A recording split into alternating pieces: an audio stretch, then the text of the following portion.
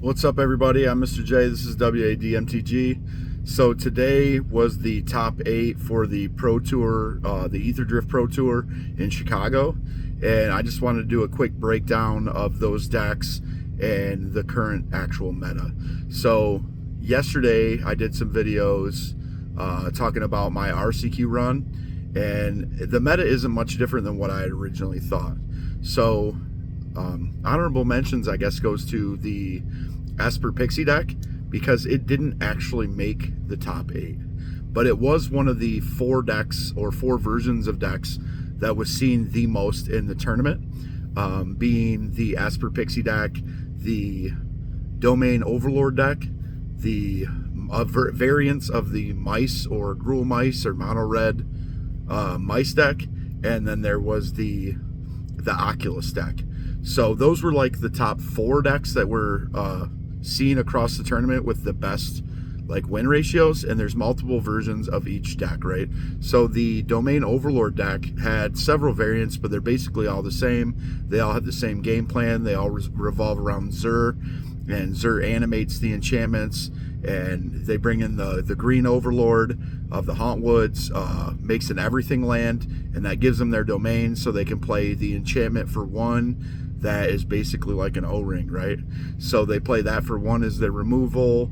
They play like temporary lockdowns to fight against the mice stacks. Then they play a couple board wipes, and it's just like a real big grind session, right? They play up the beanstalk, so that way every time they play an Overlord for its impending cost, they're drawing cards. And it's basically just a big like Enchantress style control strategy. And it ended up, spoiler alert, the Overlord's deck ended up winning the tournament. So out of the top 8, like I said, Esper Pixie didn't even make it, but it did have like a real good win ratio. So it seems like there's four main decks. Like I said, there's 4 main decks that you gotta be able to compete against to do well in the current standard meta. And those 4 decks are the Overlord deck, the Mice deck, the Esper Pixie deck, and a version of the Oculus deck. So the Overlord's deck, I just already explained it. There's multiple variants of it, but they're basically all the same. The Mice deck, it's kind of the same deal. They're basically all the same. There's like a Gruul Mice version. There's like a Gruul Leyline version or a Mono Red version that may or may not also run Leyline. So they can play their Monstrous Rage and their Turn Inside Out and make their little mice sweet, and they swing in with their little mice. So, and then there's the Oculus deck, which there's multiple variants of as well. There's the Azurius Oculus, Azurius Control, and the Jeskai Oculus version of the deck. So the top 8 field were 3 Domain Overlord decks. Then there was 3 aggro versions of the Mice deck. There was a Gruul Mice, Gruul Leyline, and then Mono Red Mice. And then there was 2 outliers, the 2 outliers that actually made top 8 that edged out any version of a Pixie deck that was in the contention for a top seat in the tournament was the Jeskai Oculus deck. That was the version of the deck that was kind of the outlier, and it basically runs around like Fear of Missing Out and Entai or NT, and they pitch cards to their graveyard. They pitch the Oculus, then they reanimate it with one of those white cards that's cheap. There's a couple of them that do it. They can do it really quick as soon as like turn 3, I believe, and then they grind out value with Oculus. And that's basically the whole deck, really. And they try to get, I forget what it's called, when you have, 4 different types in your graveyard, and then you can get the Fear of Missing Out turned on and get multiple combat steps and grind out with the Oculus. And it's running like Proph's Identic Memory and a few other key pieces that make that deck work. So that was basically it. Like, really, there's 4 decks. There's 4 top decks, and you've got to be able to fight at least 2 or 3 of those decks, or 2 out of the 3 big decks with like Esper Pixie, Domain Overlords, or the Oculus deck, are actually the Mice deck. So if you can fight against those, then you'll do pretty well. So the other outlier in the top 8, like I said, there's 3 Overlords, there was 3 Mice, there was a Jeskai Oculus, and then the last deck that rounded out the top 8 was actually a Golgari Graveyard deck. and it just tried to position itself good against red aggro, which is what my Golgari deck does. It just does it in a much different way. His was self-milling and then playing bigger bodies out early to block, and it didn't have a whole lot of removal, but it had kind of like efficient removal where it was reduced its cost by the amount of stuff that were in their graveyard. And then the sideboards were really good. So the Overlord's decks sideboards were basically to go against the Pixies or to go against what's it called, like a mirror match. Okay, so they had cards that were positioned in their side decks to give them an edge against the mirror match or against the Pixies. The Golgari deck basically was just really strong against the aggro strategies, and its sideboard was like a bunch of removal and stuff. And the Jeskai deck, it just ran. That deck just, it's really consistent.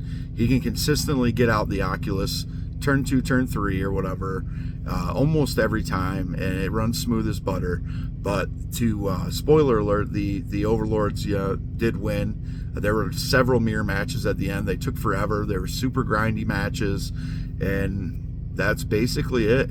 So like if you're trying to play standard right now, you just got to position yourself with a deck. If you either can't beat them, you join them, and you build like a version of one of those 4 decks.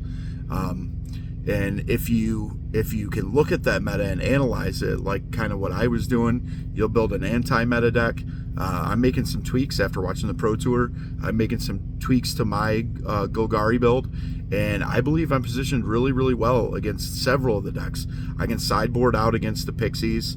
I'm throwing in more enchantment removal, and then I'm big sideboard against the Overlords, massive enchantment removal, because that's really easy to do in green.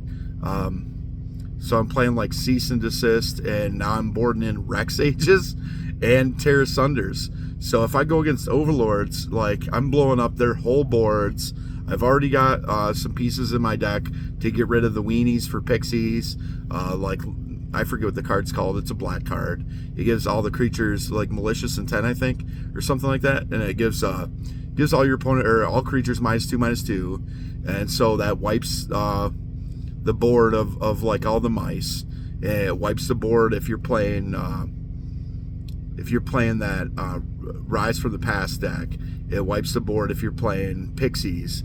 And then I'm going to side in some Rex Sages and stuff to get rid of enchantments in Pixies, to be able to ETB, get rid of enchantments in versus Overlords, Cease and Desist, wipe their whole board, and just be able to take care of pretty much all the decks that way. Because even the Mice deck runs Innkeeper's Talent and the ley lines. So if you've got main board or really good sideboard enchantment removal, you're going to do really well. And the Oculus decks have, Proph's Identic Memory. I believe one of them cards that gets a creature back might be an enchantment, but Fear of Missing Out's an enchantment. And if you can get rid of all those pieces, it seems like that's the way to go.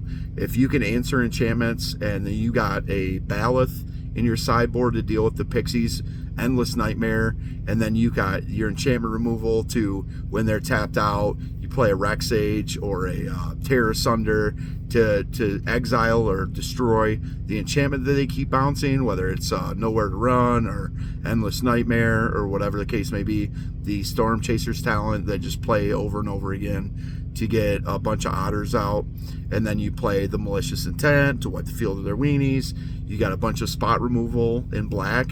So I think Golgari is really the way to go if you're trying to be anti-meta.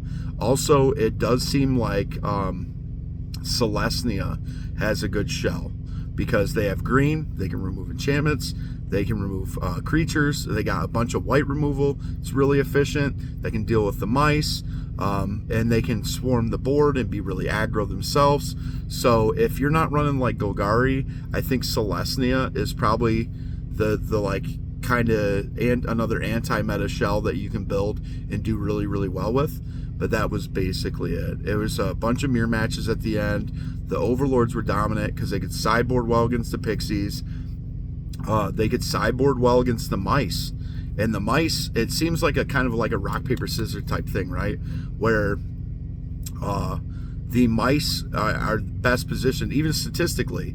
They had an edge out on the Overlord decks because they can deal a lot of damage so quick before the Overlord decks can get moving that they can just wipe them out. And if they can't lower their life total low enough, then the Overlord decks will like kind of sustain themselves and be able to like hit parity and then build out value from parity until they can take the advantage and grind out and win the game. So that's basically it. Like it also seems like the Pixie decks, it's just like they do really well against everything else in the format. They do really well against control because they can control as well. They do well against the Overlords. They can bounce it. They can do all this kind of stuff. The Pixie decks did well against me in my Golgari build, but the Golgari build that actually made it in was nothing like mine. It was like super aggro, had like 30 creatures or 32 creatures in the main deck, and it was just trying to position itself to make sure the mice couldn't get through, and then try to grind out value in black to run out the board, right? So I don't think the Golgari deck that was actually the representative in the top 8 had any chance at all of beating the Overlord decks because they were just too grindy. But if you build your deck anti-meta and you have a bunch of enchantment removal, I think you've got a really good shot. Whether or not you main board that or you side deck it is up to you. I think for the tweaks that I made, most of my Overlord, Domain Overlord sideboard, there's like 10 cards in my sideboard to deal with Domain Overlord. But a lot of those cards will actually help against other decks as well. And then I've got, my main deck is built to crush the mice or any red deck, because I got a fuck ton of removal, and then I can board out some of that removal that's not good in previous matchups for like Terra Sunders. I can take out Dread Knights for Rex Sages. So and then I can throw Cease and Desist in there and wipe the board of all enchantments. So if I go up against Overlords, I'll be positioned to wipe their entire. They will have a miserable play experience. And the deck that I run actually is fairly aggro, and it's got some life switching type of stuff going on. It's very grindy as well. So I'm going to tweak my deck and go with those tweaks and give it another run. And I think I'm going to do really well this time. I don't want to leave it up to tiebreakers, and I think that's the way to go, to position yourself so where you're good against 2 of those 3 decks or 3 of those 4 decks, and you're going to do really well. Because most people today, they don't build their deck like it used to be. It's not like old school Magic where people will come up with all these different ideas and then show up to the tournament and see how it does. There's literally like 4 main decks and different variations of those decks. So you'll see like 8-9 different variants of those 4 decks total, and then there's going to be some outliers. And if you can deal with the outliers with your deck is going to be an outlier. Your deck is going to have to be anti-meta, or it's going to have to be one of those versions of those 4 decks. And that's it, man. Like I said, I think Standard's wide open. Moving forward, we got Tarkir Dragonstorm coming up next.